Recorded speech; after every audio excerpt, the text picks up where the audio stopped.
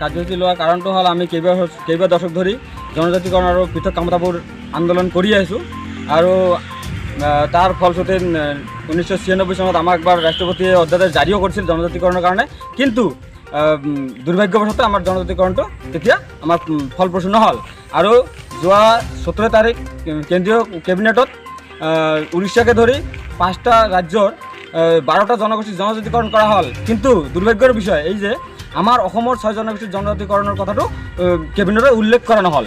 এইটোৱে আমাৰ মূল উদ্দেশ্য আছিল যে নৰেন্দ্ৰ মোদীক আমি ইয়াৰ পৰা ধিক্কাৰ দিছোঁ যে এইবাৰ যদি আমাক যদি জনজাতিকৰণ প্ৰক্ৰিয়াটো আগবাঢ়ি নলয় তেনেহ'লে বিজেপিয়ে ভয়ংকৰ ফল ভুগিব লাগিব। কাৰ প্ৰতিক্ৰিয়া কৰিলে? আমি নৰেন্দ্ৰ মোদী, আমাৰ ভাৰতৰ প্ৰধানমন্ত্ৰী নৰেন্দ্ৰ মোদীৰ প্ৰতিমূৰ্তি দাহ কৰিছোঁ। কিহৰ উদ্যোগ কৰিলে এইটো? আমাৰ পশ্চিম কোকৰাঝাৰ ডিষ্ট্ৰিক্ট কমিটি আক্ৰাসু আৰু গুৰুফলা আঞ্চলিক কমিটি আক্ৰাসু উদ্যোগত।